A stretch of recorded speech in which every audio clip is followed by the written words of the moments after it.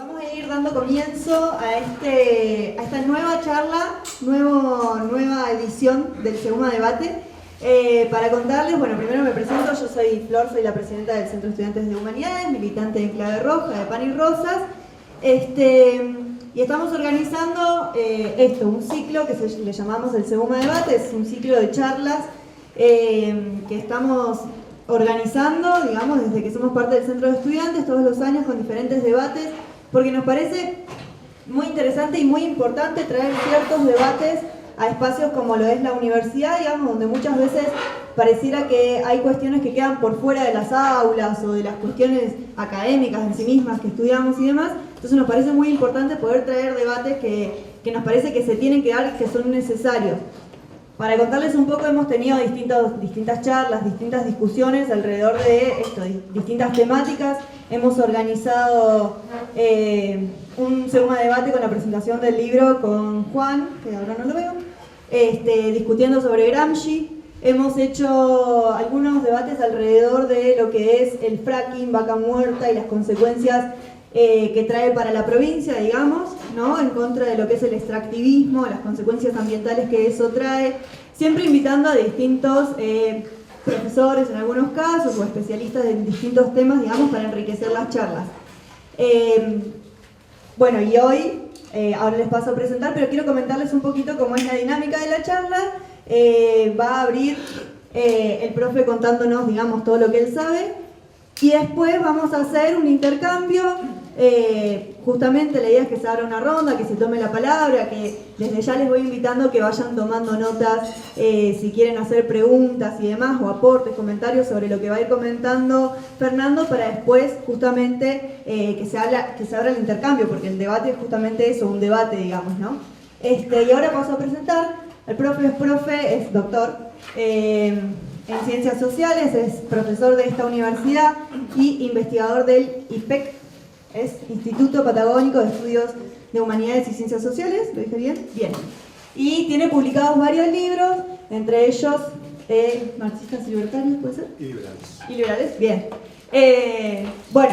Entonces nos pareció muy interesante porque es un profesor que es un especialista que viene estudiando hace mucho tiempo las cuestiones teóricas, o sea, las ideas en las que se sustentan los hoy mal llamados libertarios, ¿no? O autodenominados libertarios, pero que justamente queremos poner en cuestión. Nos parece muy importante en este momento donde pareciera que la derecha avanza con las ideas, ¿no? Con Milei a la cabeza y con todas las ideas liberales o de los libertarios, ¿no? Pareciera que avanzan y que avanzan y que avanzan.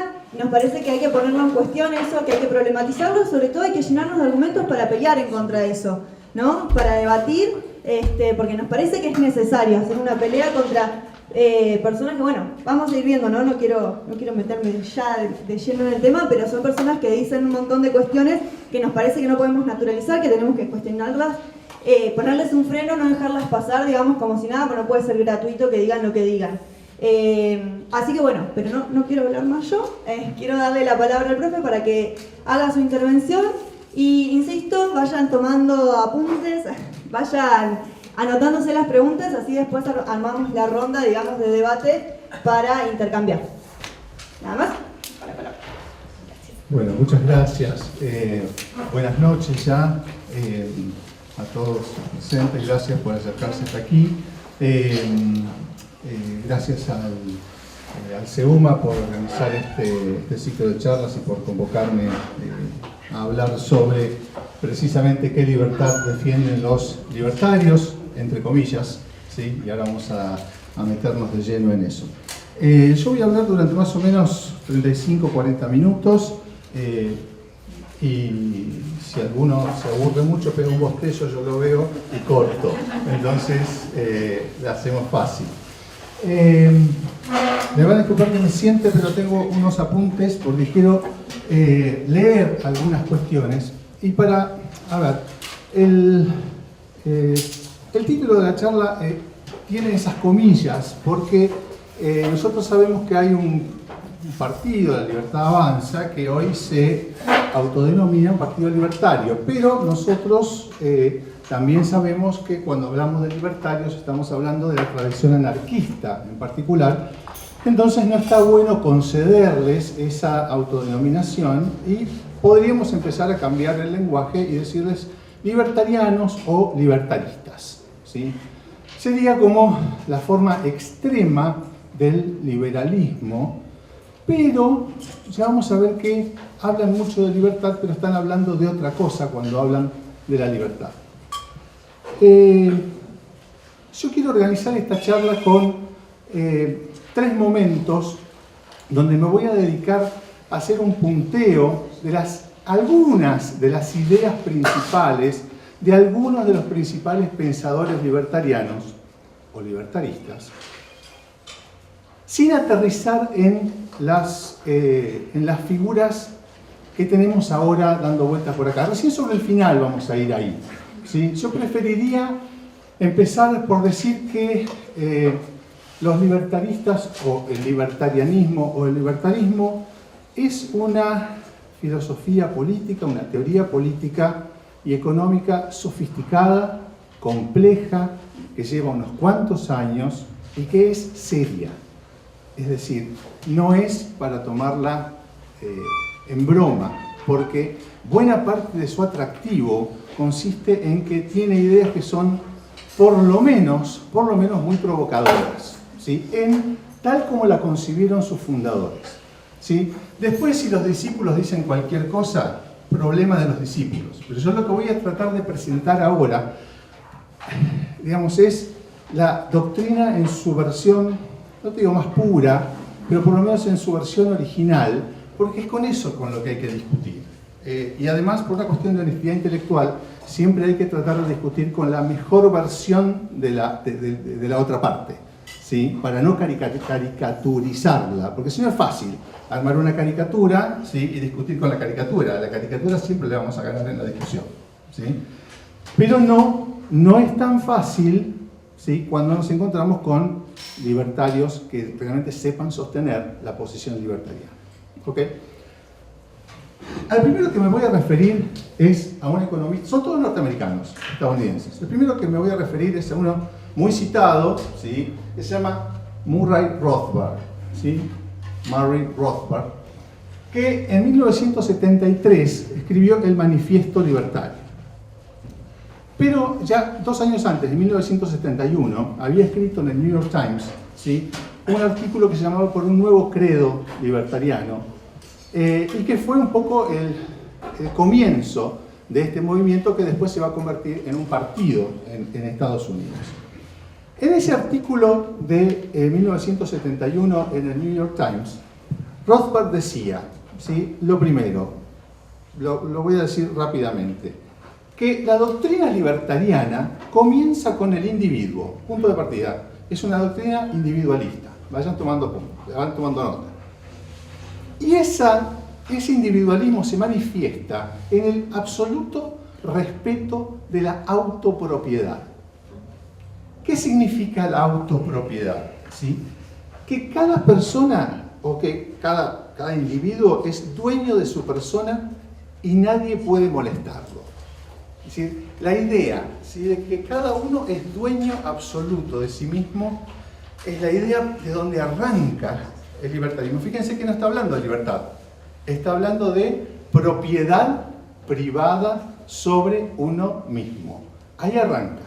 Entonces, me adelanto al final, les cuento al final. Cuando están hablando de libertad, en realidad están hablando de propiedad, ¿sí? Porque ese es el punto de partida.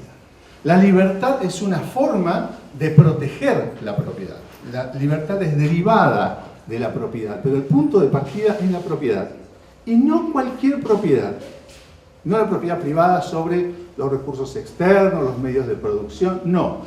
La primera propiedad que existe es la propiedad de cada uno sobre sí mismo. Yo soy dueño de mí mismo y por lo tanto puedo hacer conmigo mismo lo que quiera y nadie me puede hacer nada sin mi permiso. ¿Sí? ¿Qué se deriva de esto? Por ejemplo, que las personas no pueden ser molestadas, pero, por ejemplo, defienden a rajatabla el derecho de aborto. Ya me voy a referir un poquito a eso. No piensen en Milley, estamos hablando de los puros, ¿sí? De los fundadores. ¿Sí?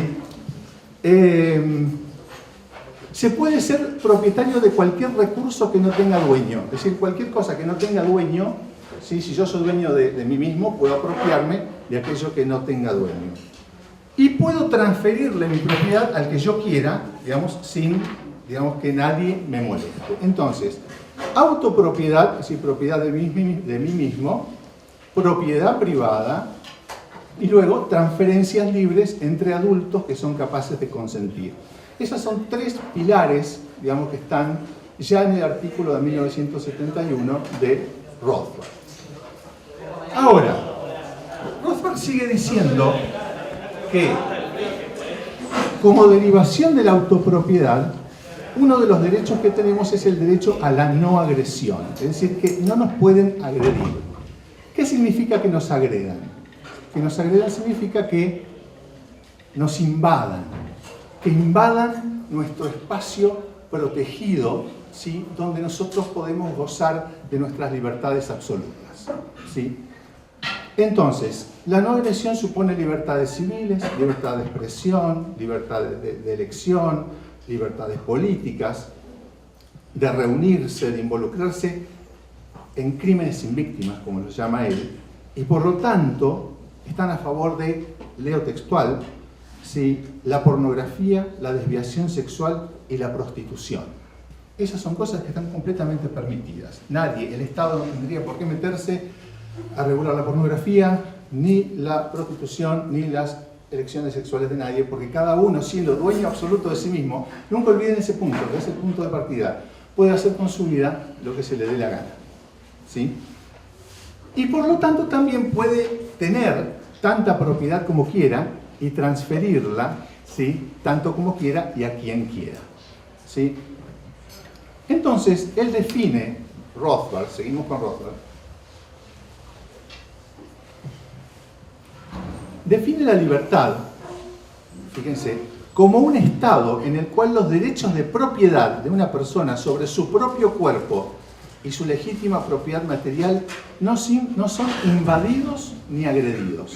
Es decir, la libertad es un estado donde no hay agresión ni invasión sobre la propiedad personal, es decir, la propiedad sobre el propio cuerpo, ni la propiedad material que uno adquiere. Estamos, obviamente, frente a una doctrina profundamente individualista y que no es igualitaria.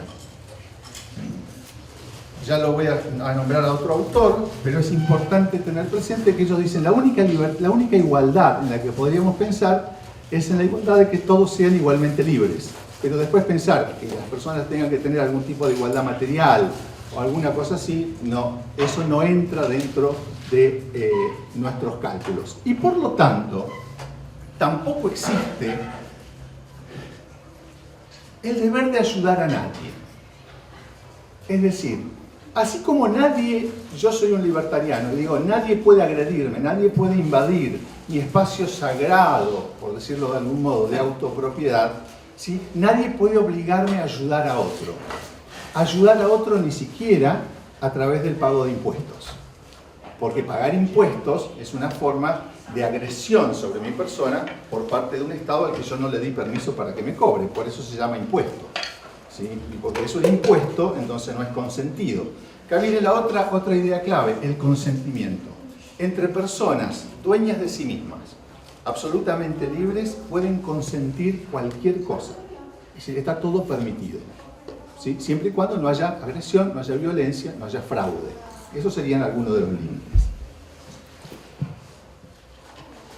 Entonces, no tiene que haber interferencias. Por supuesto, la sexualidad tiene que ser libre. Si soy dueño de mi cuerpo, nadie me va a venir a decir qué tengo que hacer con mi cuerpo en materia sexual. Tampoco me tiene que venir a decir el Estado nada, y está escribiendo en los años 70, donde el problema del control de la natalidad, del crecimiento de población, era un gran tema, ¿sí? Nada sobre el control de la natalidad. El Estado no tiene por qué meterse en el control de la natalidad.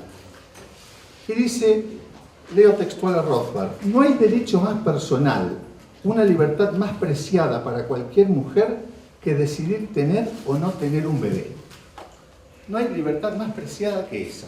Fíjense al nivel que lo pone Rothbard. ¿Por qué? Porque ella es dueña, propietaria de su cuerpo y con su cuerpo hace lo que quiere. Estamos hablando del fundador del libertarismo. Pero inmediatamente después, en el mismo párrafo, habla de la natalidad de las familias, ¿no? Y dice, bueno, que nadie tiene que controlar cuántos hijos puede tener una familia. Y dice, una familia que tiene más hijos que los que puede mantener adecuadamente, entonces la mayor carga recaerá sobre ella.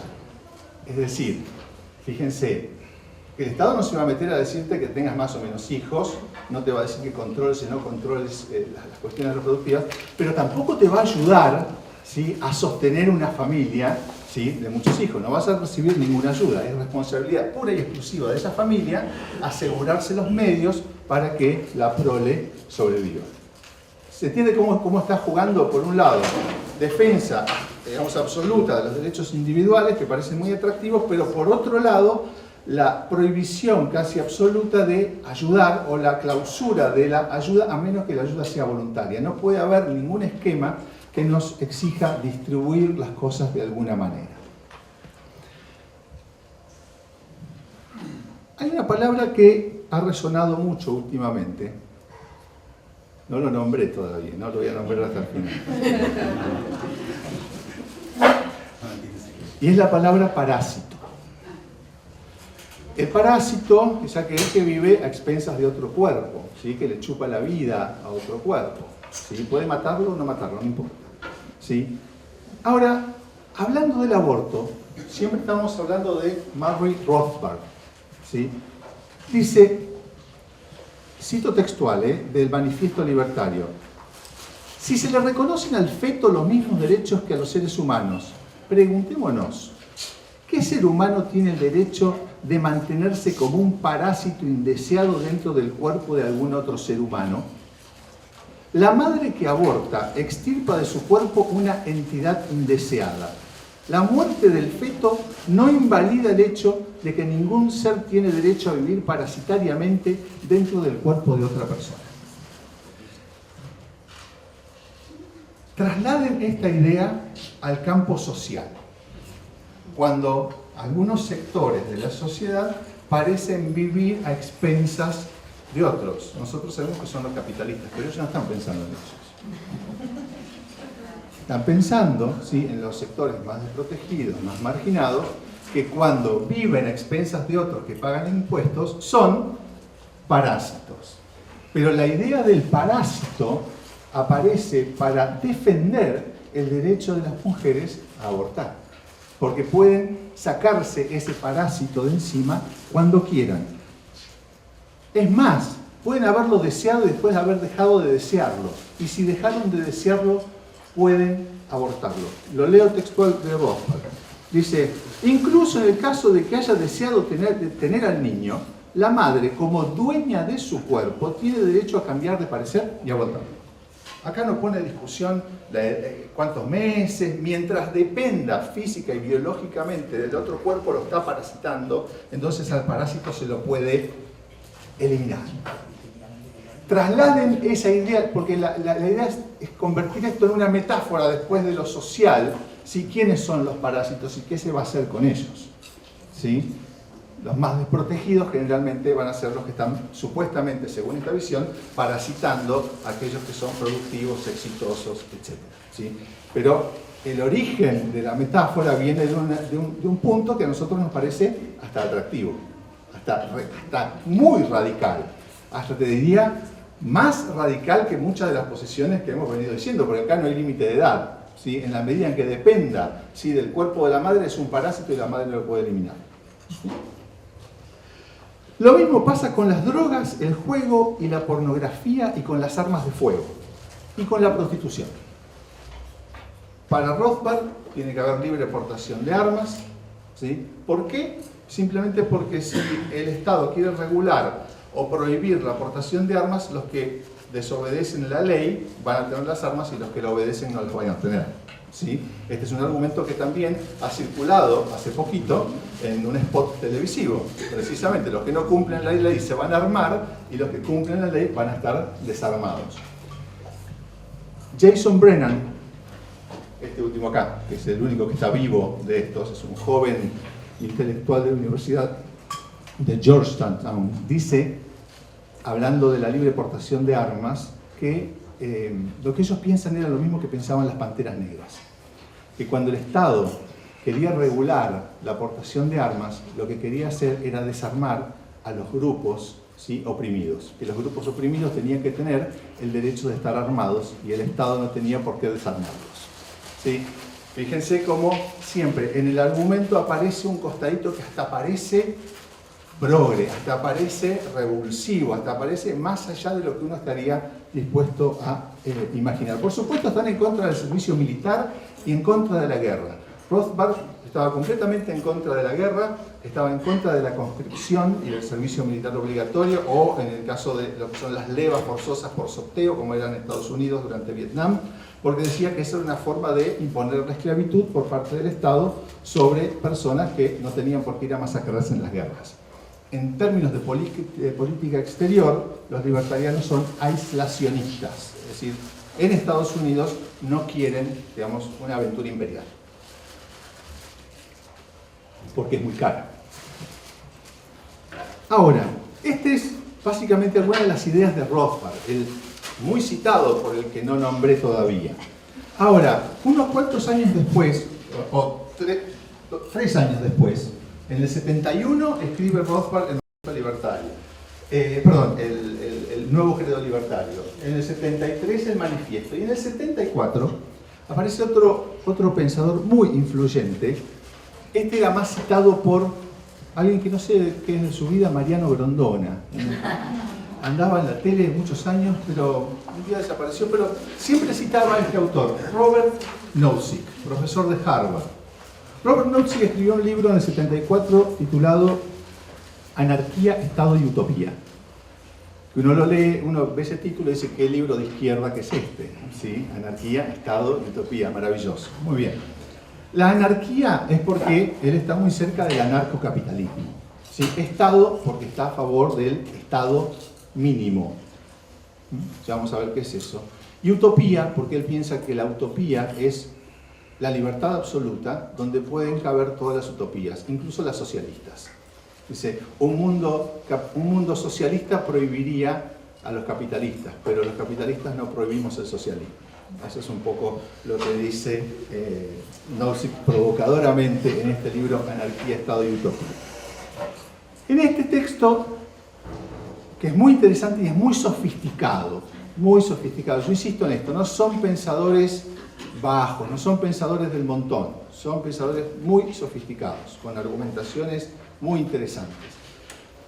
Nozick dice algunas de las cuestiones que va a plantear. Primero, algo que en lo que coincide con Rothbard, o sigue esa línea, es que cuando uno piensa en la justicia social, en la distribución de la riqueza y demás, no tiene que pensar en la igualdad. La igualdad tiene que estar siempre fuera del cálculo. Dice, no hay ninguna razón por la cual en alguna teoría, ¿sí?, sobre la justicia social, sobre la distribución, tengamos que poner la idea de igualdad. Eso es un capricho. Así como la ponemos, la podemos sacar. Y él elige sacar la idea de igualdad de su teorización y darle prioridad a la idea de libertad, entendida siempre como autopropiedad. Propiedad, sinónimos, autopropiedad, propiedad de sí o propiedad sobre uno mismo, son sinónimos y significa la absoluta propiedad que yo tengo sobre mí para hacer conmigo mismo y con mi cuerpo lo que se me antoje. ¿Sí? A tal extremo que el mismo Nozick llega a decir que si una persona quiere venderse a otra en esclavitud, puede hacerlo, porque es libre.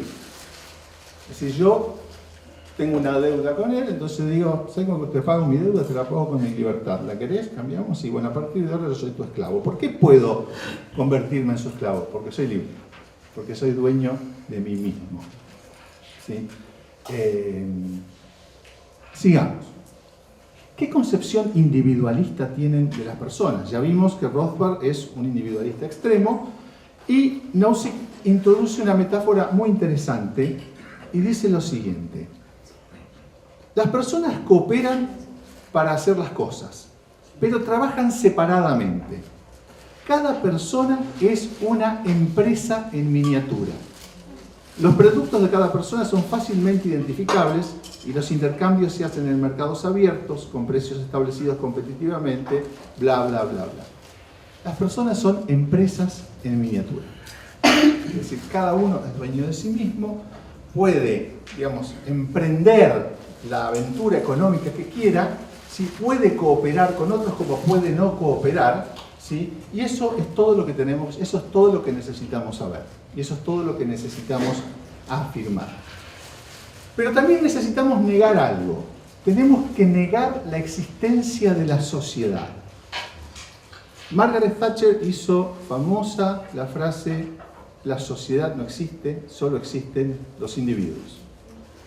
¿Sí? Rothbard dijo algo como que el que piensa, el que siente, el que se reproduce, el que está ahí es el individuo. La sociedad no existe. Si acá estuviera sentado Rothbard, no vería a un conjunto de personas, vería una sumatoria de individuos. Pero eso es una cuestión de perspectiva, es una lupa, es como una forma de mirar el mundo.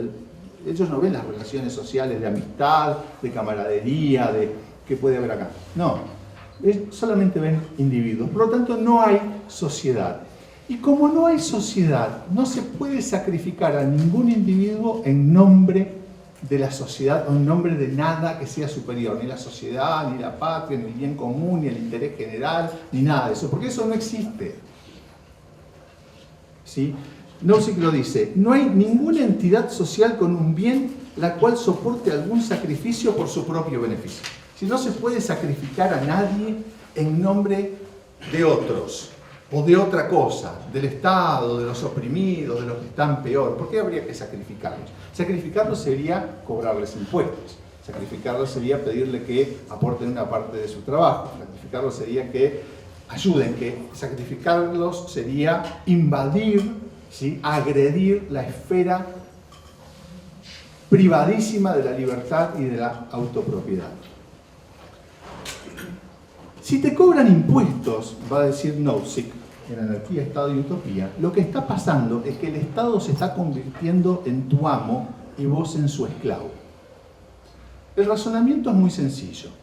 Si vos trabajás durante 40 horas semanales y de esas 40 horas semanales te pagan, vamos a poner un número cualquiera, 1.000 pesos, ¿sí? Después el Estado se va a llevar una parte, se va a llevar, ponele 400 de esos 1.000, ¿sí? Que trabajaste.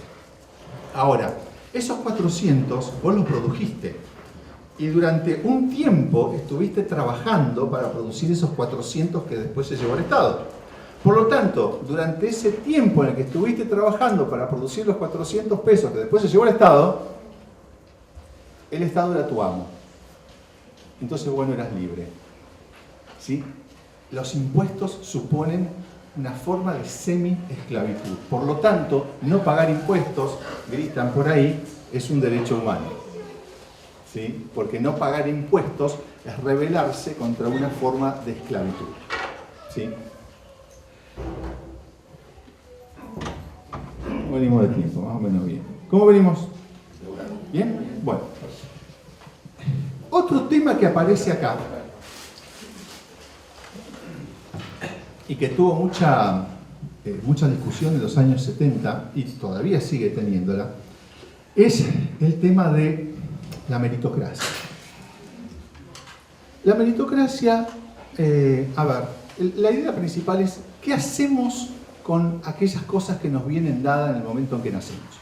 Algunos nacen sanos, otros nacen enfermos, algunos nacen más inteligentes, otros menos, algunos altos, otros bajos, algunos nacen en clases sociales acomodadas, otros en clases sociales pauperizadas. Nadie elige el lugar donde nace. Eso es una cuestión de buena o de mala suerte. Entonces algunos sacan un número perdedor en la lotería, ¿sí? Y otros sacan un número ganador. Ahora, ¿qué hacemos con eso? ¿Sí? Algunos pensadores igualitarios dicen, bueno, no, hay que corregir las desventajas iniciales, porque en el punto de largada estamos todos desparejos, entonces hay que tratar de compensar. Nozick dice, no, dice, es una cuestión de buena o mala suerte. Algunos nacieron con buena suerte, otros con mala suerte. ¿Por qué tendríamos que corregir eso? ¿En nombre de la igualdad? Sí, le diría alguno, bueno, pero yo hace un rato te dije que la igualdad no entra dentro de los cálculos. Así que no me invoques la igualdad para corregir las desigualdades que están en el origen de todas las cosas. Entonces, acá viene, cada uno puede hacer con sus dotes iniciales lo que quiere y llegar tan lejos como pueda. Pero, y acá esto es interesante, ni estos pensadores, ni los neoliberales clásicos son meritócratas. Los meritócratas son los neoliberales progresistas al estilo Larreta. El único que voy a nombrar por ahora. ¿Sí? Hay una forma de neoliberalismo llamado neoliberalismo progresista. Son neoliberales en la parte económica, pero en la agenda cultural, social, de derechos, ¿sí? La van ampliando. Hay una autora feminista de izquierda, Nancy Fraser, que trabaja muy bien esto y lo viene señalando desde hace bastante tiempo. Ojo con la alianza entre el neoliberalismo y los sectores progresistas. Que eso te da un neoliberalismo progresista, que es una formación que generalmente una categoría que generalmente no circula dentro de nuestro discurso, pero lo podemos identificar claramente al neoliberalismo progresista. Fíjense en el equipo de Larreta, van a ver, especialmente ahí. Entonces, ¿qué pasa? Los libertarianos y los neoliberales clásicos dicen, mira, el mérito es una categoría moral, es decir, bueno, que alguien se merece algo porque hizo las cosas bien, correctamente, fue honesto, respetó las reglas, etc. Pero el mercado no selecciona a la gente por su mérito. El mercado selecciona a la gente por lo que ofrece. Entonces puede ser que alguien ofrezca algo y sea una persona completamente despreciable. Entonces el exitoso no es el moralmente meritorio, ¿sí? Porque el mercado selecciona independientemente del mérito. Un ejemplo clásico que dan estos autores es, a ver, acá hay gente muy joven, pero hay una película que es Amadeus, ¿sí? Sobre la vida de Mozart y su alter ego, su enemigo, su némesis, su amigo, todo, que es Salieri. Salieri es un músico mediocre, ¿sí? Mozart es un genio, ¿ok? Salieri se esfuerza, reza, estudia, escribe y le salen mal las obras, ¿sí? Son horrendas. En cambio Mozart se emborracha, anda por ahí, qué sé yo, y así, medio pasado de rosca, escribe una genialidad en 5 minutos sin corregir. ¿Quién merece el éxito? Salieri. Pero el mercado, ¿qué elige? Mozart. ¿Sí? Entonces, la gente va a ver las obras de Mozart, no las de Salieri porque se aburren. ¿Sí? Entonces, el mérito para estos autores no tiene nada que ver. Ojo cuando digan, todos son los neoliberales, estos son meritócratas. No son meritócratas. Los meritócratas son los neoliberales progresistas. ¿Sí? Sobre todo los demócratas norteamericanos, Obama, Hillary Clinton y todos esos, ¿sí? Que son los que despreciaron brutalmente a la clase trabajadora y generaron un Trump, ¿sí? Porque sí, justamente, digamos, fueron meritócratas, credencialistas y una serie de cosas más. Ahora, me quedan 5 minutos, 10. ¿Qué piensan del Estado estos autores? Nozick, por ejemplo, Nozick piensa que el único Estado que puede justificarse es lo que se llama el Estado mínimo. Acá aparecen 2 líneas. Una que es el anarcocapitalismo, que es el primero. Rothbard es anarcocapitalismo, 0 Estado. Sin Estado. Nozick dice, no, un poquitito así de Estado. Muy chiquito, simplemente funciones policiales y de justicia. ¿Sí? Simplemente asegurar que las personas puedan adquirir y transferir propiedad sin ningún tipo de límite, ¿sí? Pero que no se maten entre ellos. Un poquito de Estado necesitamos, ¿sí? Ese es el Estado mínimo. Habría uno intermedio que sería el ultra mínimo, pero si quieren después lo discutimos, ¿sí? Esa sería una diferencia entre un anarcocapitalista, ¿sí? Y un mini-arquista. El personaje que no voy a nombrar siempre dice, yo soy filosóficamente anarcocapitalista, el primero, pero en términos políticos soy mini-arquista, estoy a favor del Estado mínimo, porque él piensa que el no Estado no es posible, por lo menos en el estado actual de las cosas. Ahora, ¿Qué hace el Estado, además de cuando el Estado se excede de ser el Estado mínimo? Una de las conclusiones del Estado que interviene más allá de ser el Estado mínimo, del Estado que cobra impuestos para ayudar a otros, lo que el Estado hace, dice, es hacerle a la gente, ¿sí? Le hace a las personas lo mismo que los marxistas dicen que el amo, el patrón, le hace a los trabajadores. Es decir, el Estado explota a aquellos a los que les cobra impuestos, ¿sí? Para beneficiar a aquellos que no trabajan. Si los marxistas dicen que el patrón, que es un parásito, ¿sí? Que no trabaja, ¿sí? Le saca plusvalor y se queda con él, ¿sí? Los libertarianos dicen, sí, el Estado también te saca riqueza y se la da a otras sin tu permiso. Pero tiene una ventaja el patrón, por lo menos tiene tu consentimiento. El Estado nunca tuvo tu consentimiento para cobrarte impuestos y dárselos a otros. Por lo tanto, el Estado te explota de una manera más brutal que la que explota un patrón a los trabajadores.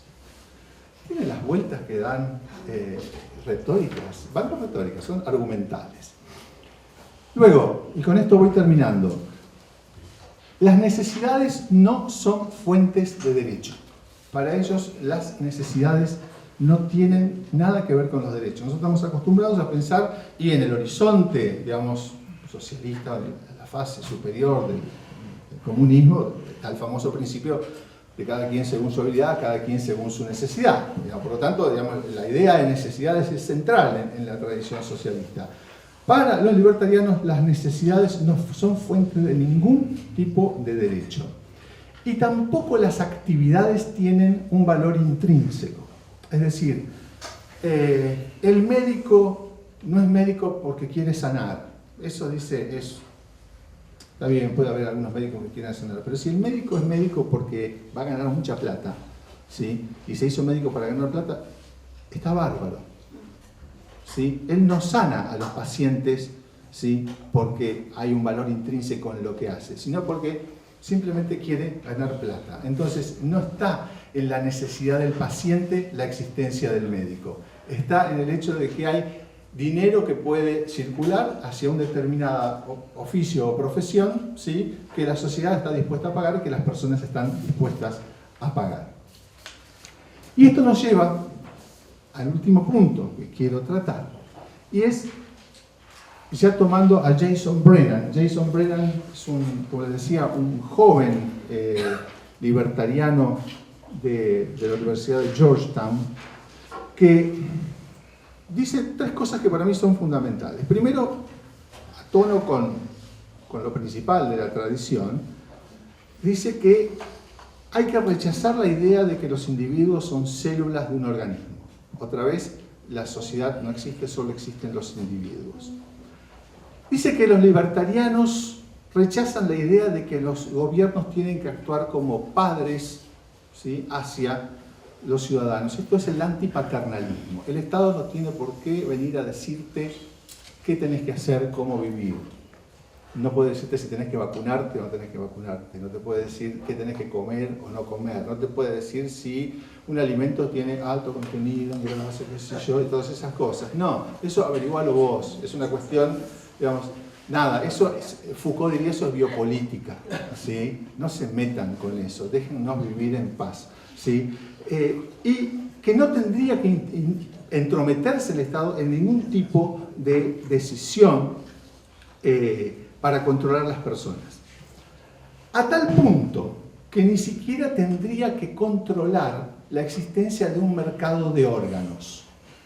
¿Por qué? Porque así como las personas son absolutas dueñas de sí mismas, ¿sí? Pueden vender parte de sus cuerpos. ¿Por qué donamos sangre y no la vendemos? ¿Y por qué si vendemos el semen? ¿Cuál es la diferencia entre la sangre y el semen? En términos conceptuales, ¿sí? ¿Por qué? ¿Por qué si tengo 2 riñones no puedo vender uno? ¿Sí? ¿Por qué si tengo 2 córneas no puedo vender una? ¿Por qué no puedo vender las 2 y me banco ser ciego? ¿Sí? Y dice Brennan, Muchos pondrían el grito en el cielo y dirían, uy, los pobres, ¿sí?, empezarían a vender órganos y se volverían ricos. ¿Y saben cuál es lo que dice Brennan? Dice, hurra, eso es lo que queremos, que los pobres se vuelvan ricos.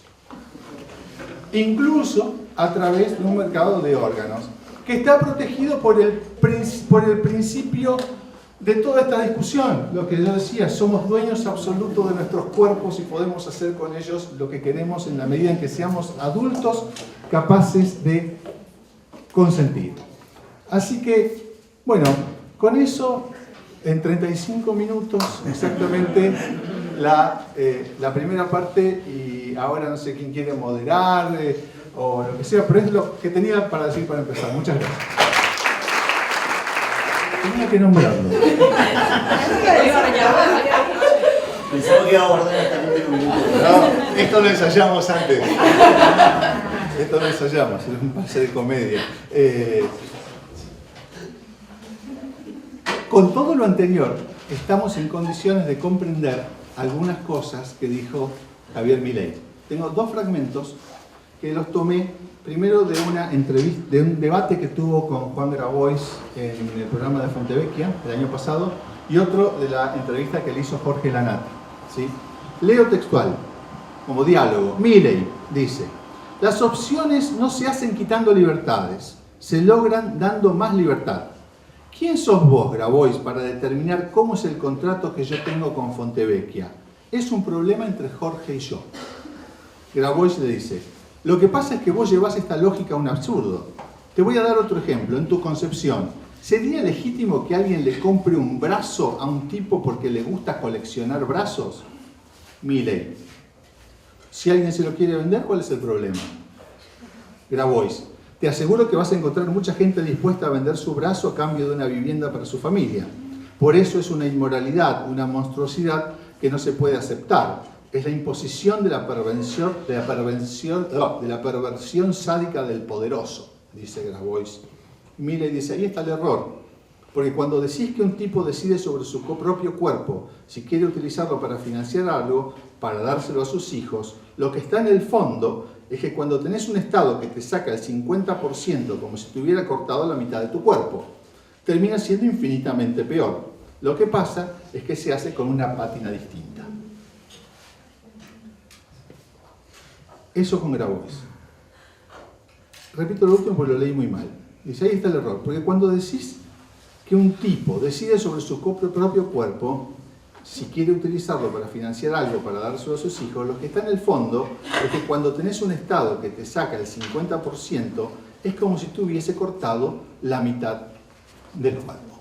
Es decir, poder cortarse una parte del cuerpo y donarla a aquel coleccionista de brazos es lo mismo que hace el Estado cuando te cobra el impuesto sobre el 50% de tus ingresos. Porque en realidad se estuvo apropiando de vos del 50% de tu tiempo, ¿sí?, cuando te esclavizó. Esa es la lógica que está detrás. Y en diálogo con Lanata no me acuerdo qué era lo que decía, y la respuesta, Lanata dice, bueno, pero no puede haber un mercado de órganos. Y Milei responde, es un mercado más. ¿Por qué todo tiene que regularlo el Estado? Si dejaras esos mercados libres funcionarían muchísimo mejor. Es una decisión de cada uno. ¿Por qué no puedo decidir sobre mi cuerpo? Si el libertarismo es el respeto irrestricto del proyecto de vida del prójimo, basado en el principio de no agresión y en defensa del derecho a la vida, la libertad y la propiedad, mi primera propiedad es mi cuerpo. ¿Por qué no voy a poder disponer de mi cuerpo? ¿Acaso no dispone el Estado de mi cuerpo cuando en realidad me roba más del 50% de lo que genero? Ese es Milei hablando, ¿sí?, en serio, en perfecta sintonía, ¿sí?, con la teoría clásica libertariana. No está diciendo nada por fuera de lo que la teoría más sofisticada viene diciendo de otra manera. Así que, bueno, con eso termina, ahora sí, la exposición. Gracias. Quisiera consultarle al profesor si el gobierno de científicos que impuso el peronismo durante la pandemia corresponde a un caso de pretendida meritocracia como el ejemplo que diste de Obama. ¿Alguien Una, quiere, una opinión soslayada de la pregunta. ¿Alguien quiere sumar otra pregunta? ¿Quieren tirar un par de preguntas más? Así hacemos tipo ronda y después vamos respondiendo. ¿Puedo responder? Vaya. Sí, como vos quieras, como vos quieras. A ver, al gobierno del científico. Yo te tiro una pregunta. Si quieren la dicen ahí para la gente que después Dale. va a fijar. ¿Vos qué diferencia ves entre estos argumentos y el argumento típico de los capitalistas de defender la gran propiedad con el argumento de la pequeña propiedad? ¿No? Que, ¿viste? Cuando se dice, bueno, le quieren cobrar retención al campo. Mirá si a mí me van a decir cuánto tengo que vender mi auto o cuánto tengo que vender mi casa, ese tipo de argumentos, ¿no? O vienen los comunistas y te van a sacar el auto y la casa. Yo noto que hay relación, y en ese sentido no sería algo tan original como el argumento ese que siempre existió, digamos, desde que existe el capitalismo, pero me gustaría ver cómo lo ves vos ese tema. Eso por ahora. Yo, bueno, primero estuvo buenísimo. No, una pregunta porque me parece que está bueno profundizar. ¿Cómo explican o fundamentan que no hay consentimiento en el cobro de impuestos, pero sí hay consentimiento en la decisión de cada persona de vender su fuerza de trabajo? Sí, vos decís que sí al patrón, pero ¿cuál es la explicación de las condiciones que te llevan a vos a tener que decir que sí o morir de hambre? Como le contestó a... Creo que lo pones en alguno de los artículos, ¿no? Sino que muera de hambre. Sí. Voy con estas tres primero así. Bueno, Así. bien. Sí, no, igual yo me parece que lo de Cecilia estaba contestado cuando dice el azar. O sea, te tocó lo que te tocó. Te tocó ser laburante y a vos te tocó ser millonario. Una cuestión de azar. Pero te tocó este sistema. Cuando soy entre millones que... Y después pregunto. Bien, vayan pensando otras preguntas para la segunda ronda.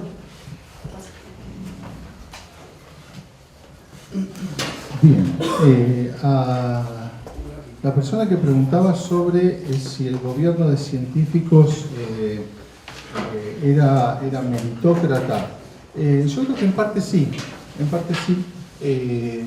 y ahí diría, digamos, no quisiera hablar de la coyuntura, pero creo que ha habido un deslizamiento cada vez más fuerte hacia eso que yo denominé, siguiendo a Fraser, neoliberalismo progresista. ¿Sí? En ciertos momentos hubo una coincidencia plena entre el actual Ejecutivo Nacional con el gobierno de la Ciudad Autónoma de Buenos Aires, que para mí es la expresión como más clara de ese neoliberalismo progresista. Entonces, sí, claro que hay una apuesta a la meritocracia en muchos aspectos, por más que se niegue. Sí. Pero por eso, porque la meritocracia a veces puede ser, digamos, bueno, no quiero hablar de mucho de meritocracia, pero la meritocracia nace contra el nepotismo y la aristocracia, ¿sí? Precisamente tratar de lograr de que los más capaces alcancen, ¿sí? el poder en tiempos en que el poder era hereditario. Hay un libro de 1958 que se llama El origen de la meritocracia, que escribió Michael Young, un inglés, que empezó a pensar, bueno, ¿qué pasaría cuando el Estado se pueble de las personas más capaces, ¿sí? Habiendo reemplazado a aquellos que estaban en la función pública gracias a la herencia, sobre todo en Inglaterra, digamos, estaban pensando en la función pública que venía de la herencia de sangre muchas veces, ¿no? Entonces, la novela que escribe, El surgimiento de la meritocracia, termina en que los meritócratas se convierten en una nueva aristocracia, ¿sí? Los más capaces después terminan haciendo que sus hijos sean los que ocupen los cargos, entonces como que sigue la vuelta, ¿no? Es una especie de distopía que aparece ahí. Pero yo no tendría problema en decir que sí, que es meritócrata, sobre todo porque hay digamos, se sigue mucho a los demócratas norteamericanos. Hillary Clinton Bill Clinton, Barack Obama y todo ese sector de los demócratas son profundamente meritócratas y se basan mucho más en el credencialismo. Es decir, las credenciales universitarias han sido muy importantes para ellos, digamos, decir de qué universidad venían y todo eso. Y eso fue lo que terminó malquistándolos. Esto lo escribe Michael Sandel en un libro que se llama La tiranía de la meritocracia. Dice, eso terminó enemistándolo con la clase trabajadora porque se sintió despreciada y ninguneada porque los otros le echaban en cara todos sus grandes títulos y sus grandes credenciales, sobre todo educativas, porque no necesariamente la educación siempre es igualadora. ¿Sí? Entonces, esa sería la respuesta a la que vino por el chat.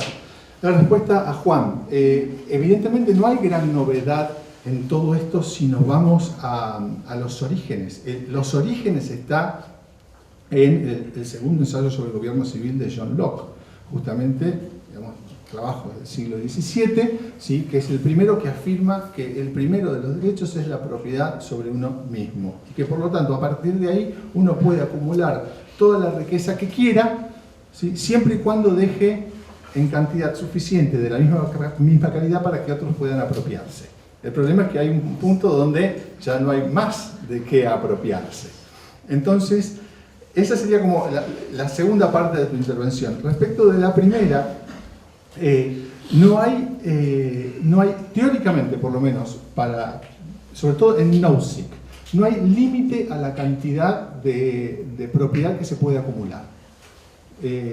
Incluso podría defender hasta una especie de monopolio natural, ¿sí?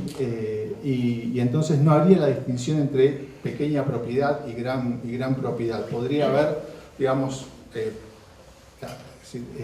extensísimos y grandes riquezas que terminarían beneficiando a todos, porque en definitiva todos terminarían sacando provecho de esas grandes apropiaciones. Brennan, por ejemplo, acá tiene un libro muy interesante, chiquitito, que se llama ¿Por qué no el capitalismo?, donde él dice que el verdadero capitalismo es el que ocurre en el dibujo animado que se llama la casa de Mickey Mouse, puede ser, que está en el Disney Channel, ¿sí? O algo así. Dice, donde son todos buenos. Es decir, dice, si vos juntás gente buena, solidaria, generosa, como imaginan los socialistas que debiera ser la gente, dice Brennan, ¿no? Los socialistas dicen que la gente es buena, solidaria, generosa, cooperativa, bla, bla, bla. Si vos juntaras gente con esas características, ¿sí? Y les dijeras que armaran una sociedad, armarían una sociedad capitalista y no una sociedad socialista. Porque la gente buena amaría la libertad, ¿sí? Y entonces serían como en la aldea de Mickey Mouse, donde cada uno hace lo que quiere, nadie se juzga, se ayudan entre ellos, nadie envidia que otro tenga un poco más y el otro tenga un poco menos, ¿sí? Porque para estos pensadores uno de los sentimientos morales que anima al socialismo es precisamente la envidia, ¿sí? Y en la aldea de Mickey Mouse aparece una sociedad que no es igualitaria, pero donde todos viven más o menos igual y habría como una especie de igualdad relacional, ¿sí? Donde nadie tiene que bajar la mirada delante de los otros y donde todos se comportan, digamos, y se respetan mutuamente, digamos. No sé, Juan, si por ahí venía o me fui para otro lado. Respecto a la tercera pregunta sobre, bueno, no es lo mismo el Estado que te cobra impuestos sin que vos des tu consentimiento a que le des el consentimiento al patrón cuando tu opción es trabajar o morirte de hambre. Muy bien, pero ahí está la palabra clave, opción. Vos tenés la opción de trabajar o morirte de hambre. Sos libre. ¿Dónde está la no libertad en esa situación? Tenés que elegir entre A o B. No importa que B sea horrible y A sea menos horrible. La opción existe. Mientras puedas optar, tenés libertad. Por lo tanto, por más que exista la sorda compulsión de las circunstancias, bla, bla, como decía Marx, no importa, la opción existe. Entonces la libertad no está afectada en el contrato. Pero con esa lógica técnicamente te podrían negar a pagar impuestos. Esa es la consecuencia. Es lo que quieren. Es lo que quieren. No lo hacen. O sea, en última instancia son hasta falaces con su propia ideología. Yo si fuera libertario diría, no te pago una mierda. No, igual lo hace. Es lo que... Técnicamente hay una capital, todas esas cosas. Esper estuvo promoviendo la rebelión fiscal en un pueblito de no sé dónde, sí, dejar de pagar impuestos. Claro, no son consecuentes esos ni con su propia ideología. Que su ideología dice no pagar impuestos. Pagan impuestos ellos. Y si el IVA lo paga. Hoy, supongo que lo pagan, pero en una situación creada por ellos no se debería pagar impuestos.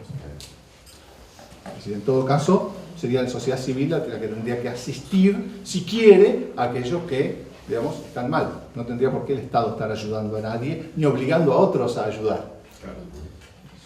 A ver, ¿quién estaba tomando las preguntas? Ya se puso más picante. Hay varias personas que levantaron las manos. Acérquense y usen el micrófono. Sí, acérquense. para traducir todo. Sí, porque dice que se escucha bajito lo que están siguiendo. Adelante. Pueden acercarse. Che, yo porque me quedaba la duda, ¿no? Traigo un tweet de Marra. Marra es... Ramiro. Sí, funcionario. No, que cuando cae el Silicon Valley en Estados Unidos, hace un par de semanas, festejaba que el Estado yanqui saliera al rescate. Entonces yo me pregunto cuáles son las contradicciones prácticas, porque cuando cae un banco en donde hay empresarios que tienen su vida ahí, qué sé yo, está bien el aporte del Estado, pero cuando, no sé, hay familias que están en la calle, está mal el aporte del Estado. Entonces, a la hora de la práctica, me queda ahí un hueco. Sí, puedo tratar de escuchar, sí. No, Pero en el vivo no están diciendo en el vivo que no se Tenés que parar. Hace como 15 años que no hablo. clase. Hace como 15 años que no hablo en clase.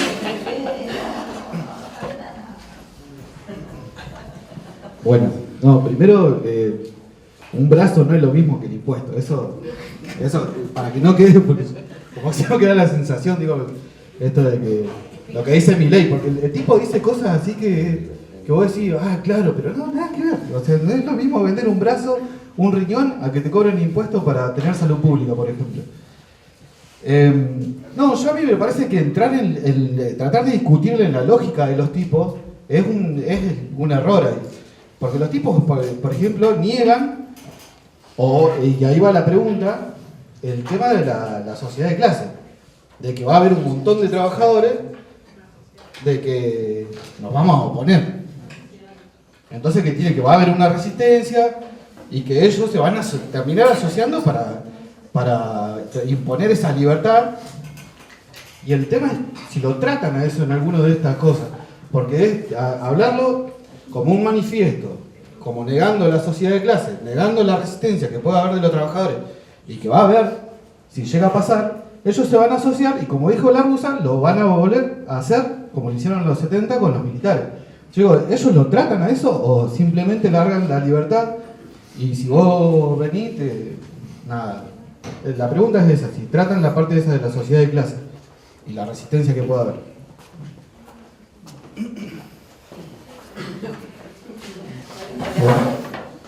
Bueno, lo que yo quería preguntar iba en sintonía con lo que decía Chris, porque, o sea, yo veo los años acá y lo que se me viene a la mente es que en el medio hubo muchas crisis del estilo de lo de Silicon Valley, la caída de Lehman Brothers y distintas crisis bancarias que tuvieron que los estados salir a recurrir a eso, y eso pasa por arriba los conceptos de cero estado y de minarquía, que es solamente un operativo represivo de contención de los tumultos sociales o lo que sea. Entonces eso históricamente, si ellos han visto esas crisis y han trabajado sobre eso, o qué dicen, porque si no es medio que ahí hay un hueco muy importante como decía Gris. Y después lo otro es que si ven que es más, la explotación es mayor del Estado pagando tributo o lo que sea, a la explotación laboral por el patrón, ellos qué concepción del valor o la teoría del valor tienen. O sea, qué es lo que genera valor en la sociedad. Eso es lo que yo no logro ver tampoco. Bien. Con esas tres. Vamos con esas tres, pueden pensar una rondita más. Voy con esas tres. Una cuestión que tiene que ver con las tres preguntas en realidad. Bueno, O sea, para ver si lo puedo responder todo en el mismo. Muy breve, muy breve. No, primero que nada, buenísimo. Estaba muy bueno el intercambio. A mí también digo, esto genera obviamente enormes contradicciones en el planteo.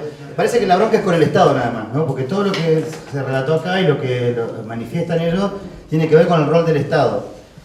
Y poco dicen, digamos, del rol, que recién lo que decía un poco Cristian recién, digamos, ¿cómo ven ellos la organización social de una sociedad? Obviamente no ven una sociedad, ven individuos.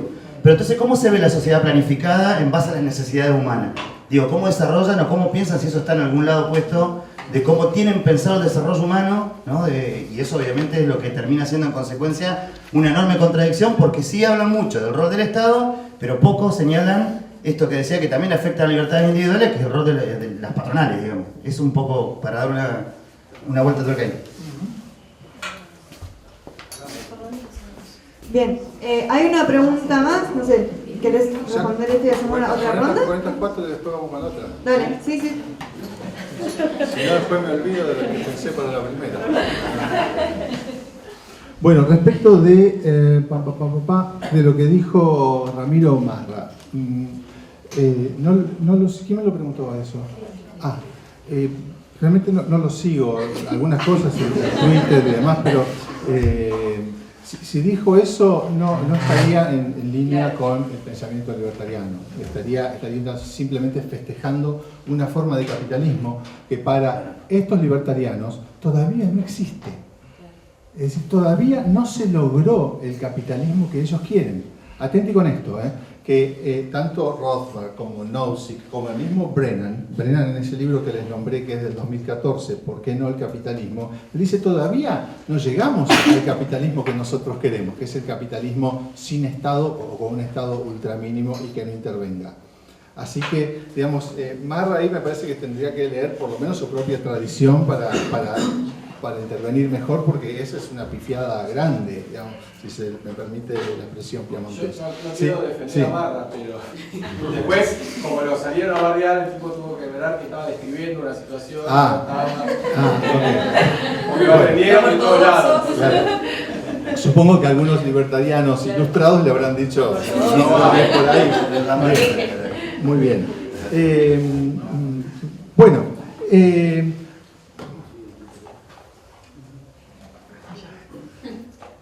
Que te cobren un impuesto o que te corten un brazo, ¿sí? Para ellos es exactamente lo mismo.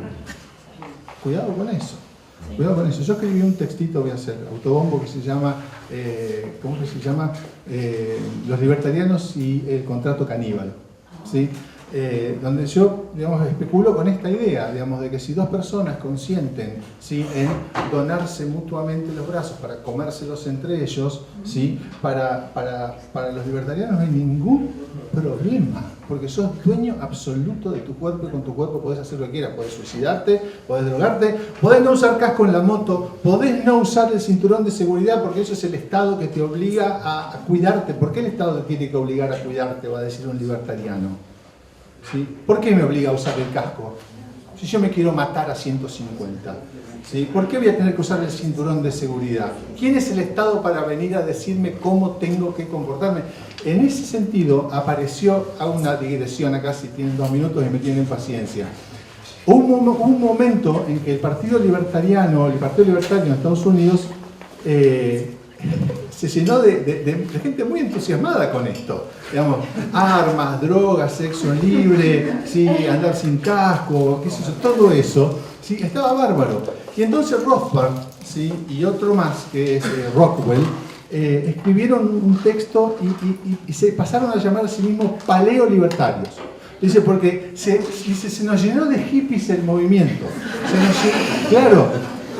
Sí, pero usan la palabra hippie atorrante, es decir, gente, digamos, como que eran como rebeldes así, porque sí, que no querían el Estado, no querían nada, entonces veían dentro del libertarismo un camino a hacer lo que se les antojaba, pero, digamos, no tenían pensamiento económico, nada. Entonces se les llenó de hippies el movimiento y ellos dijeron, bueno, tenemos que hacer una alianza con los sectores conservadores de Estados Unidos. Y ahí se armó una alianza libertaria conservadora, que es lo que se llamaron los paleolibertarios, ¿sí? El personaje que cité al final, Javier Milei, probablemente, es una hipótesis, podría encajar dentro de la fase paleolibertaria de Rothbard, es decir, la alianza entre el pensamiento libertariano clásico en alianza con los sectores conservadores, ¿sí? Para que no se le llene de hippies el movimiento. Después, ¿qué pasa con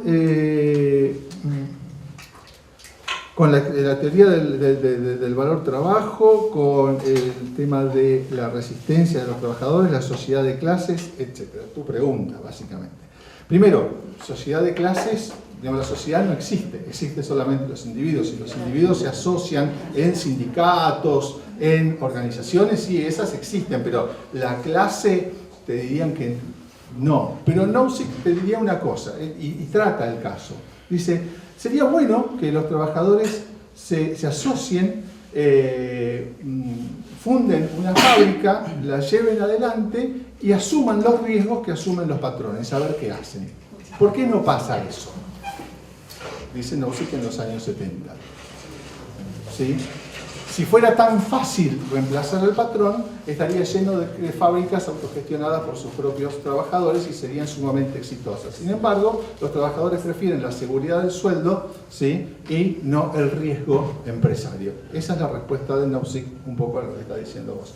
El horizonte de lucha de clases y todo eso no lo ven ni por las tapas. Más aún, él piensa que, por ejemplo, si en la Unión Soviética hubiese habido libertad, dice, las empresas privadas hubiesen florecido como hongos, ¿sí? Solamente porque se reprimió la iniciativa privada, ¿sí? Entonces no pudo, digamos, caer con el capitalismo desde adentro en la Unión Soviética. Eso lo dice Nozick en Anarquía, Estado y Utopía. Y respecto de, digamos, por lo tanto, digamos, y la explotación. ¿Qué dicen ellos de la explotación? La explotación es cuando dicen que, textual de Nozick, el segundo, dice, hay explotación en cualquier sociedad en la que los incapacitados para trabajar productivamente son subsidiados por el trabajo de otros. Incapacitados es... Una visión de las piernas, por ejemplo, ¿no? Léelo como quieras. Lo que él está queriendo decir, lo que él dice unos párrafos más adelante es que los que explotan a los trabajadores son aquellos que reciben planes sociales, básicamente. ¿Sí? Porque no pueden trabajar, porque están incapacitados para trabajar, porque el mercado no les da lugar y por lo tanto el Estado termina, digamos, quitándole a los que producen para darle a los que no producen. ¿Sí? Esa sería la concepción de explotación invertida que está planteando, digamos, Nozick en este caso. Y la última parte era sobre el rol del Estado. Sí, sobre la planificación, no, nunca jamás, no podría haber planificación de ningún modo, aunque, como muy hipotéticamente dicen, nosotros queremos una utopía donde entren todas las utopías y queremos un mundo anarcocapitalista donde puede haber comunas comunistas. Es decir, si hay algunos que quieren, digamos, vivir en un espacio y practicar el comunismo y planificar su vida y todo eso, no hay ningún problema, porque nosotros lo que ofrecemos es un marco para la utopía. Son muy astutos para argumentar, ¿sí? Son muy astutos para argumentar cuando uno se enfrenta con los personajes más sofisticados, ¿okay? No estamos hablando con los telúricos, estamos hablando con los más puros dentro de la teoría.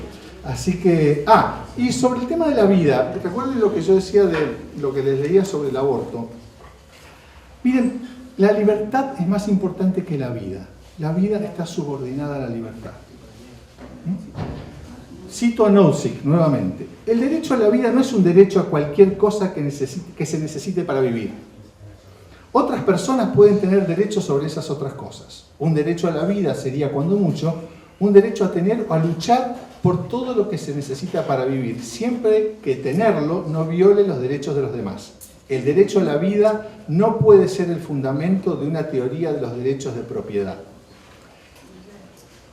Dicho de otra manera, si los medios para que vos vivas tienen dueño y vos no lo podés conseguir, te tenés que morir.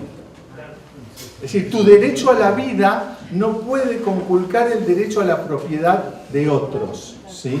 Porque ya, digamos, el derecho a la vida no es el derecho a los medios para vivir. ¿Sí? Entonces, si esos medios tienen dueños y esos dueños no te los quieren dar, morirás. No hay ningún sentimentalismo.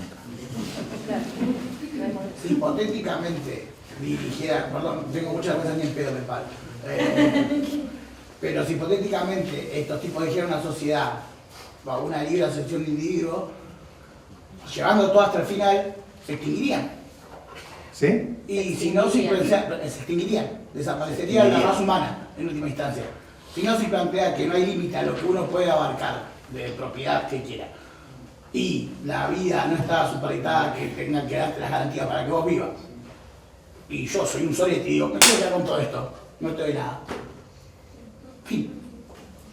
Eventualmente, si hace una sociedad de miles de individuos que no se preocupan por otros individuos, que no hacen nada para otros individuos, o sea, se habrían quedado de entrada, se habrían muerto comidos por leones al principio de la humanidad y ahora mismo se extinguirían en una pelea brutal de uno contra uno. Excepto, o sea, si decís, bueno, aunque no puedes violentar a otro, pero tampoco lo tenés por qué alimentar.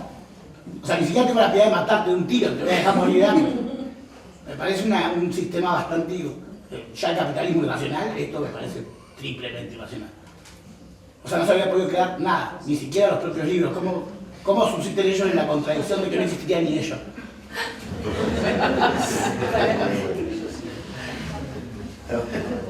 Por eso, precisamente, por el caso que vos planteaste al principio, del uno contra todos, ¿sí? Uno que se apropia de todos contra los otros millones que se dejaron apropiar, Nozick dice que él está a favor del Estado mínimo, porque el Estado mínimo es el que impediría eso. El Estado mínimo impediría esa situación, ¿sí? Porque sería una situación de fuerza y de fraude, ¿sí? Y además, digamos, el origen del Estado él lo describe como una serie de asociaciones de un Estado donde están todos guerreando, matándose entre sí, ¿sí? De repente empiezan a formar como asociaciones de protección mutua, es decir, arman un grupo, se asocia para protegerse de otro grupo y ese otro grupo se asocia para protegerse de otro grupo, se llaman agencias de protección mutua. Algunas agencias de protección son más exitosas que otras, ¿sí? Entonces hay gente que se cambia de asociación, entonces yo me voy a la agencia que es más poderosa hasta que se genera una agencia de protección dominante.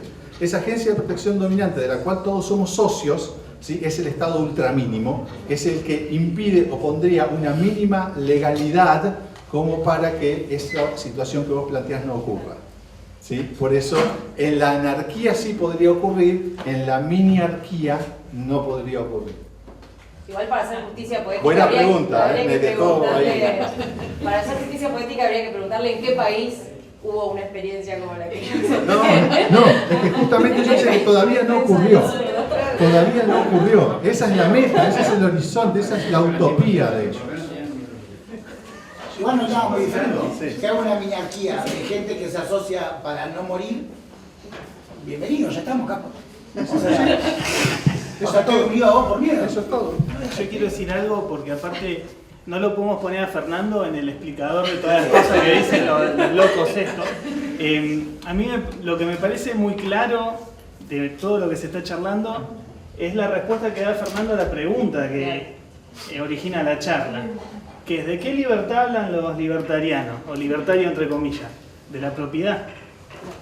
Y ahí me parece que está la discusión que hay que hacer más de fondo, porque el tema es que el atractivo de esta ideología está vinculado, por un lado, lo que decía Fernando, sobre todo en los países imperialistas, ¿no? La crisis del neoliberalismo progresista. O sea, la idea de que vos, con una economía que siempre beneficia a los más ricos, perdiendo cada vez más derechos, pero con reconocimientos formales de determinadas cosas simbólicas, entonces estás bárbaro. Eso es lo que generó Trump.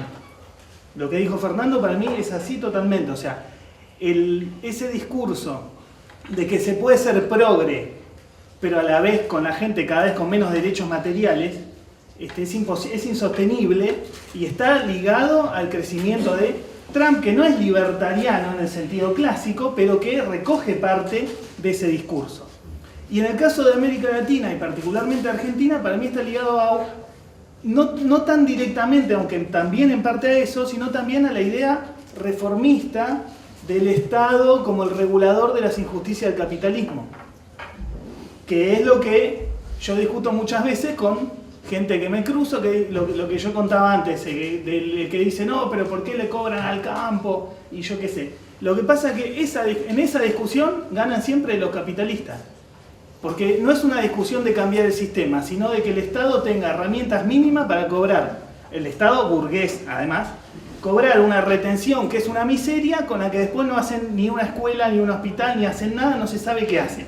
Entonces, ahí me parece que hay una discusión de fondo y que lleva al problema de cuál es el proyecto de sociedad que hay que plantear como alternativa a esto. Que no puede ser capitalismo con rostro humano o con un poco más de Estado.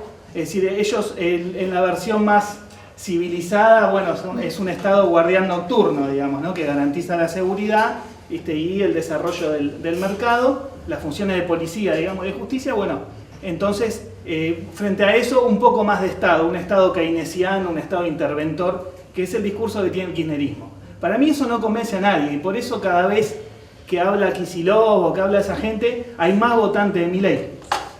Porque es un discurso de décadas, de una década y media y ahora 4 años más, diciendo que con esa política se va a lograr revertir los problemas de fondo sociales que hay en el país, y eso no ocurre.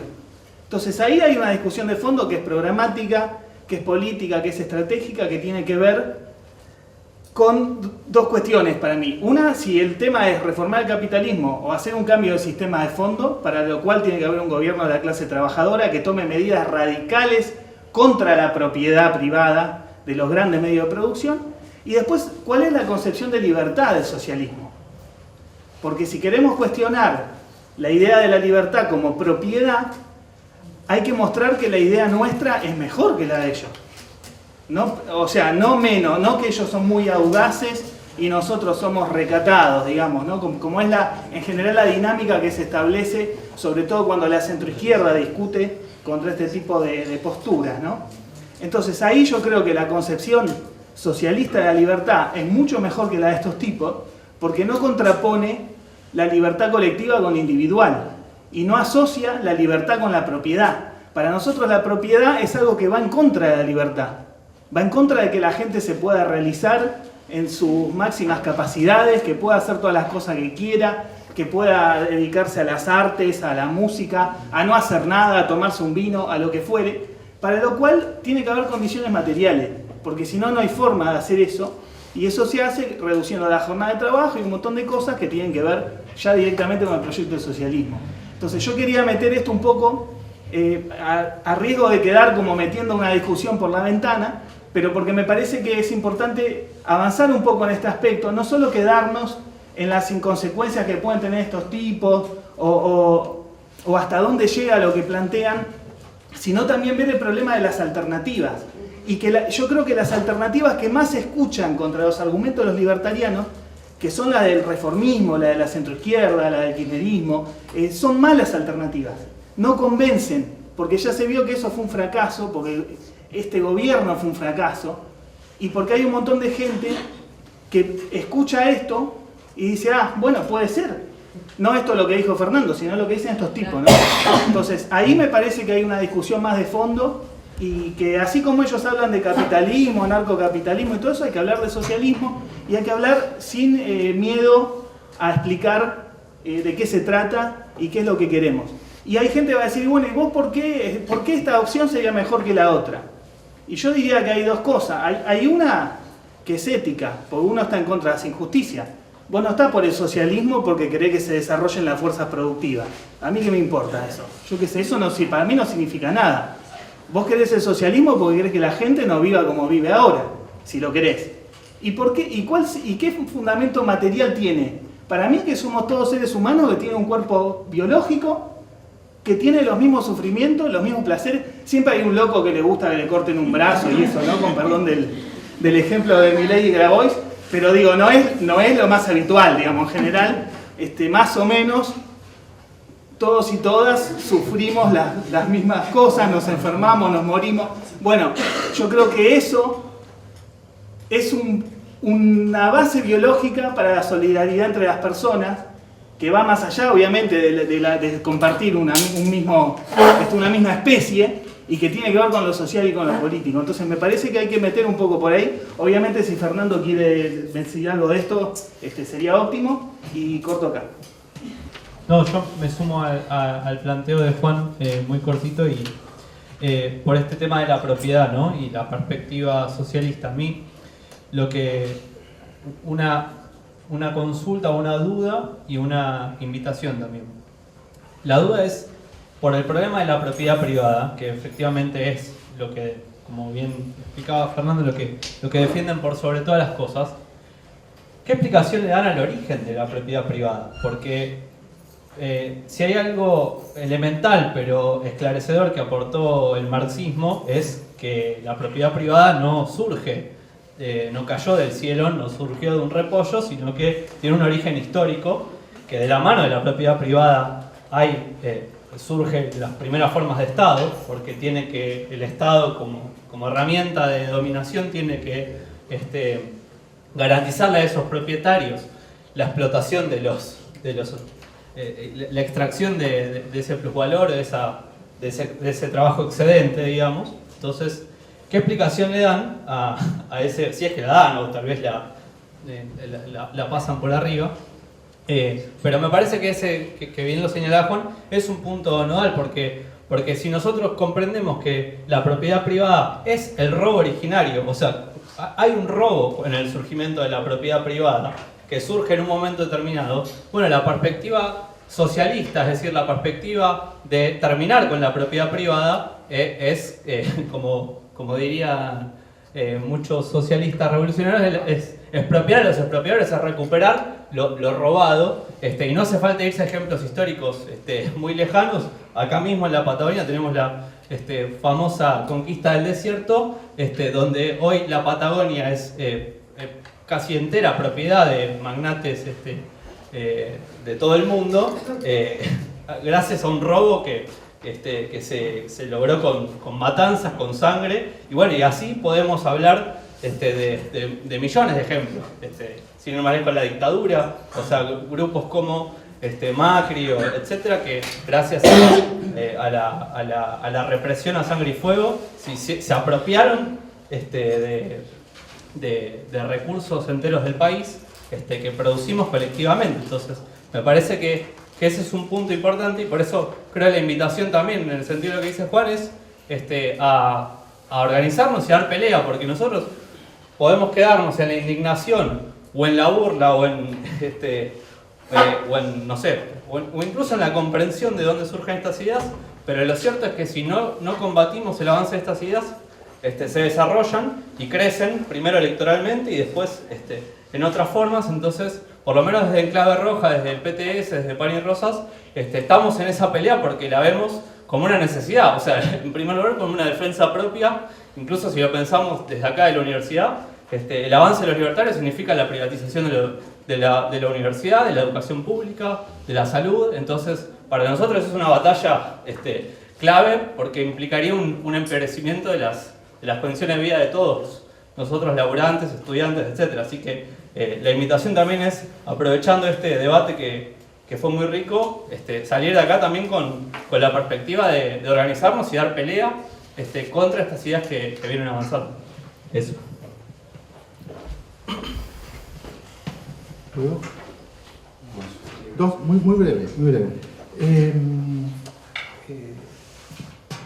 Yo quiero nuevamente agradecer, digamos, la invitación para charlar de este tema. Y acá les cuento una cosa personal. En el 2013, cuando empecé a dictar teoría política contemporánea en la Facultad de Derecho y Ciencias Sociales, al poco tiempo de estar dando clases ahí, yo empecé a enseñar, digamos, justamente la obra de Nozick. Y no pasó mucho tiempo antes de que vinieran prácticamente a amenazarme. Es decir, sí, ¿qué haces enseñando a estos autores que no son emancipatorios? Y yo dije, ¿Y por qué no podría enseñarlos? Es decir, primero que están en el plan de estudios, segundo que cuando concursé los puse acá, y tercero que por qué, digamos, quien me lo planteaba se decía marxista, ¿por qué el marxismo no puede estar atento a lo que piensa el liberalismo, el libertarianismo, etcétera, como Marx estuvo siempre en diálogo con el liberalismo clásico de su época? Es decir, ¿por qué tenés que estar haciendo una, digamos, siempre mirándote el ombligo y discutiendo hacia adentro y no mirar qué están pensando los demás, ¿no? Pero fue una cosa bastante notable, ¿sí? Y yo persistí. Decir, no, pero el otro argumento es, pero esas ideas son demasiado extremas, no van a llegar nunca. No saben lo reivindicado que me siento. En parte, 10 años después, ¿sí? Finalmente tienen carnadura, están ahí, las estamos discutiendo porque hay un partido, ¿sí? Es decir, aquello que parecía una cosa vaporosa allá por el 2012, 2013, eso no va a llegar nunca acá. Bueno, llegó, y yo me alegro de haber insistido en no haber cedido en ese punto. Respecto de lo que decía Juan, efectivamente sería para otra charla, digamos, hacer toda la refutación a cada uno de estos puntos, uno por uno, ir diciendo, bueno, acá se puede responder aquí, acá se puede responder de otra manera, es decir, hay muchas formas de refutarlo, pero sobre respecto de la idea de libertad, que ellos, libertad como función de la propiedad primero, la libertad es una función de ella. En la tradición socialista, básicamente la libertad se entiende como, digamos, no alienación, como no dominación y como autorrealización. Y para responder a la idea de autopropiedad o de propiedad de uno mismo, que es muy fuerte y es difícil de darle vuelta, porque si yo soy dueño de mí mismo, yo hago con mi cuerpo lo que quiero, ¿sí? Existe una variante, que es la variante kantiana, que dice que uno no es dueño de su cuerpo, sino que uno es soberano o gobernante de su cuerpo. Uno no es dueño en el sentido de que uno es dueño de un objeto. Uno no se convierte en objeto de sí mismo, sino que uno se convierte en sujeto. Y como sujeto, entonces uno es soberano de sí mismo. Y como soberano de sí mismo puede decidir, pero hasta cierto punto. ¿Sí? Hay un límite, ¿sí? Que después se podrá discutir democráticamente o socialmente cuál es ese punto, pero ya salimos de la discusión de la propiedad, lo que hay que hacer es desplazar, digamos, salirse de la discusión de la propiedad y pasar al discurso de la autonomía o de la soberanía sobre uno mismo, ¿sí? El autogobierno de uno mismo que va acompañado con el autogobierno colectivo, ¿sí? Esa es la línea, digamos, por donde se puede discutir. Querer discutir en el mismo terreno, si tomás el lenguaje de la propiedad y de la autopropiedad, vas a perder siempre la discusión, ¿sí? Y esto ya lo vio en un libro de 1995 Gerald Cohen, uno de los marxistas analíticos más interesantes que tenemos, que fue el primero en escribir un libro completo tratando de refutar a Robert Nozick, ¿sí? Que es un libro sobre la autopropiedad, libertad e igualdad, se llama. Es un libro tremendamente trabajosa donde intenta refutar todos y cada uno de estos puntos y una de las cosas que dice es precisamente esa. Finalmente, dije lo de la soberanía.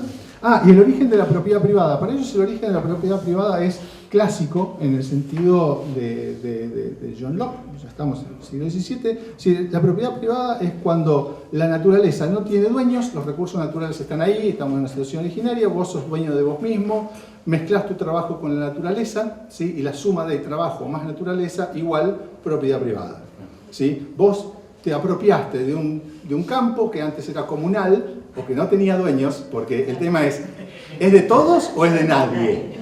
Al principio de los tiempos, ¿las cosas eran de todos o eran de nadie?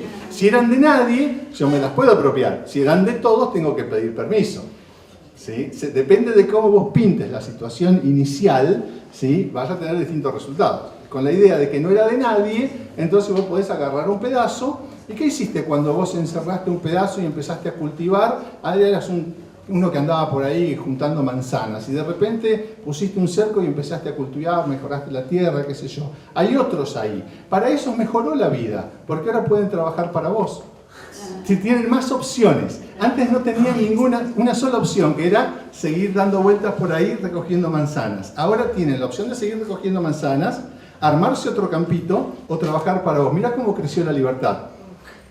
de un mundo de una opción pasó a ser un mundo de 3 opciones. Así que la propiedad privada creó libertad, no bloqueó. Ese es el argumento clásico, digamos, de estos pensadores. ¿Y qué pasó? ¿Alguno empeoró? No, ninguno empeoró con la propiedad privada. ¿Alguno estaba peor que antes? No, hay un ejemplo que da Nozick, y con esto termino. ¿Qué pasa si algún científico loco descubre una vacuna para una enfermedad que hoy es incurable, ¿no es cierto? Entonces la descubre él y dice, no, yo quiero ser amo del mundo, ¿sí?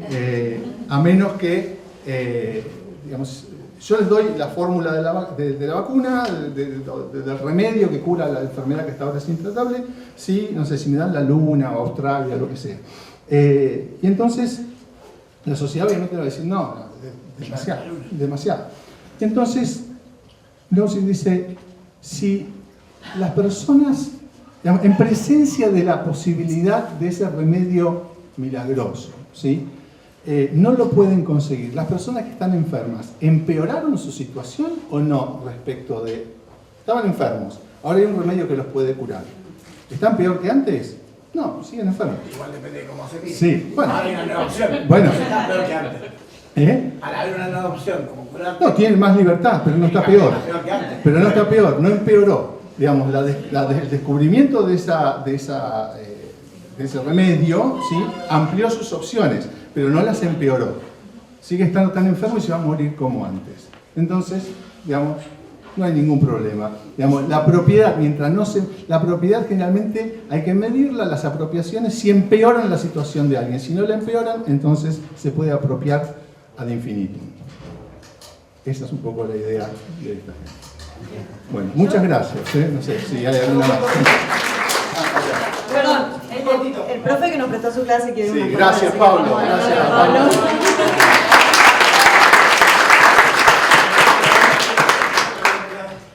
Me pareció muy genial tu conversa, Fernando, muy valiosa la intervención de Juan, justamente porque es tan seductor esto que plantean, como te decía Fernando, tantos jóvenes, tengo hijos jóvenes que están discutiendo justamente esto. Entonces me parece, primero, importantísimo que el próximo, que haga un segundo debate refutando racionalmente, no moralmente, estos puntos. Me parece que es importante que tengamos elementos racionales para discutir esto. Y si mientras tanto, y mientras ya escribiste marxistas y liberales, mientras escribís marxistas y libertarios, ¿qué lectura sugerís justamente, aparte de Cohen, que refuten desde el marxismo estos elementos, estas posturas? Interesante. Y puede ser una cosita más, nada más. Sí. Se pueden acercar porque no escuchan los que están.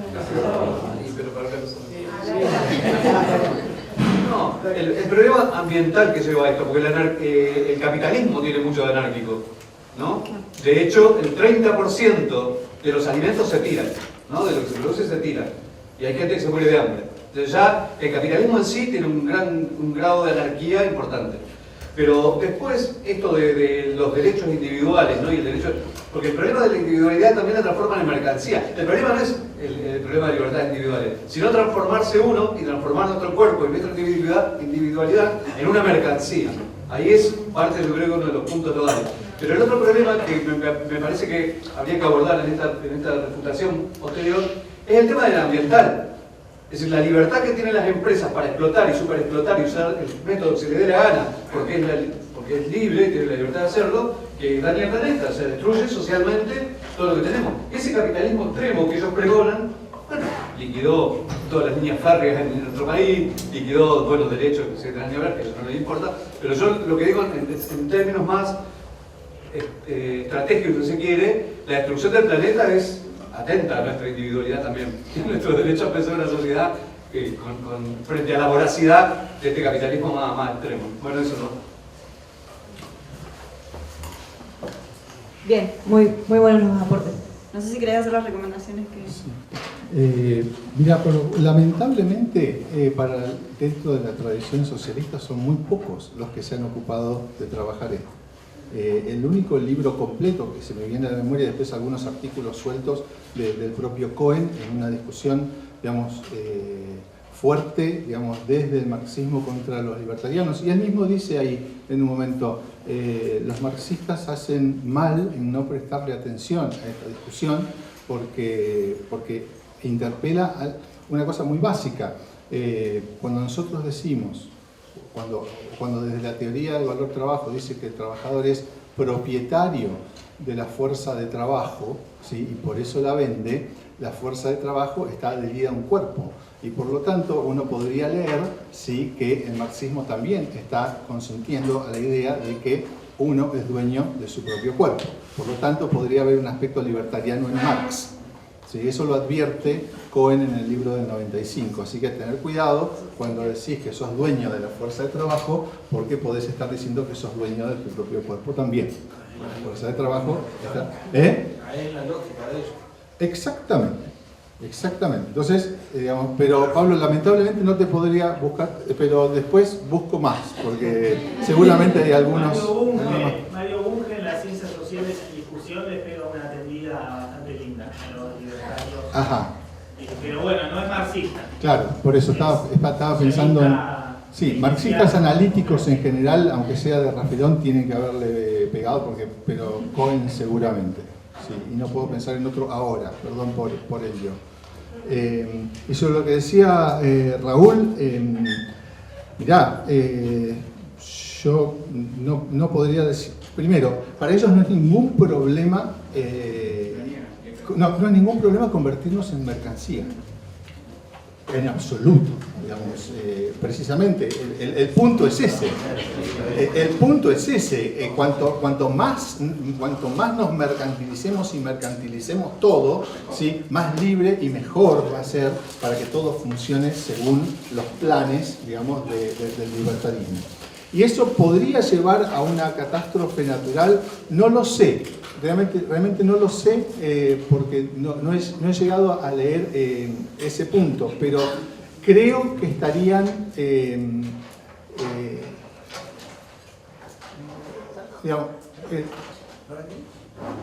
habría un principio del daño, digamos, de cuando uno contamina sin el consentimiento de otros. ¿Sí? Estoy tratando de pensar como libertariano, ¿ok? ¿Sí? Sí. Ojalá tuviera. Pero sí, ellos dirían que algunas externalidades serían lesivas y serían invasivas sobre las libertades de otros. Y si yo contamino, ¿sí?, si un empresario contamina, se está metiendo con mi esfera privada, ¿sí?, me está tirando humo en la nariz. ¿Sí?, sin mi consentimiento. Lo que tendría que ocurrir, ¿sí?, es que todos le demos el consentimiento para que contamine, entonces nos morimos antes, pero a lo mejor nos da una parte de la ganancia de su empresa. Eso sería absolutamente legítimo, digamos, las externalidades consentidas. Y termino con esto. Democracia, para los más radicales, como por ejemplo Brennan, ellos no están a favor de la democracia. Ellos están a favor de lo que llaman epistocracia, que es la forma superior de la tecnocracia. Es decir, es el gobierno de los que saben, no de los que conocen las técnicas. Es el gobierno de los que saben de qué se trata el gobierno. Entonces, dice, la democracia ya ha demostrado que ha fracasado, ¿sí?, y lo que hay que buscar es una nueva forma de gobierno que Brennan la llama epistocracia, que es el gobierno de los que saben gobernar, de los que entienden de los asuntos de gobierno. Así que, fíjense, hasta ese punto están llegando. Bueno, gracias.